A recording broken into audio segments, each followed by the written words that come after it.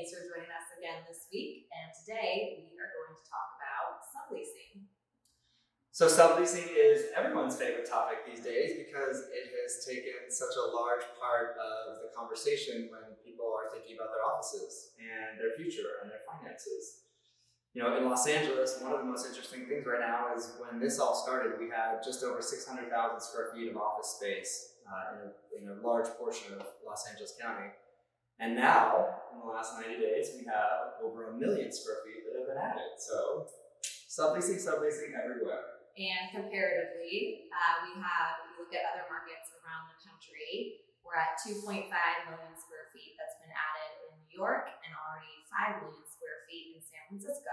So from a comparative standpoint, LA is doing better, but we have added a significant amount of sublease space to the market. And because of everything that is going on, we anticipate more of that to be added over the next few months. And I know you and I have talked about with PPP funds going away and companies that have maybe been artificially propped up a little bit with financial assistance, really kind of suffering the true toll of what's been happening. Yeah, the biggest question right now is, when it comes to subleasing, is how does that impact the market overall?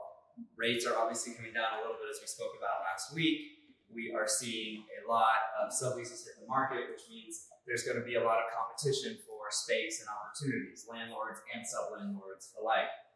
And what we're really starting to see is a lot of companies are actually looking at subleases as opportunities to actually expand on a short-term basis to really effectuate the social distancing they're going after and bring their employees back. We had one CEO tell us a few weeks ago, if I can get our employees back in the office faster and get ahead of my competition, whatever I make in sales should pale in comparison to what I pay for this new space. Right. So we're hoping that even though we know there's going to be a significant amount of sublease supply added to the market, hopefully with social distancing and companies wanting to get back into offices safely, that will create some additional demand for subleasing as well. So the name of the game is going to be patience. Correct. Hiring the right firm to do it. Correct.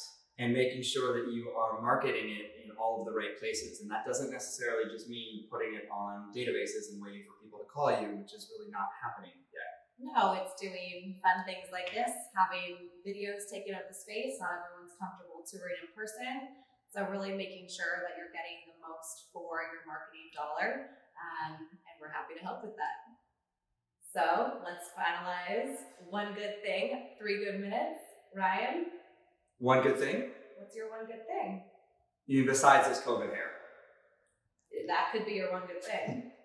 So I don't binge watch, as you know, but I know I mentioned Riverdale a couple weeks ago, but there is one more I really want to mention. I have fallen in love with Midge Maisel. The Marvelous Mrs. Maisel. If you haven't seen it, check it out.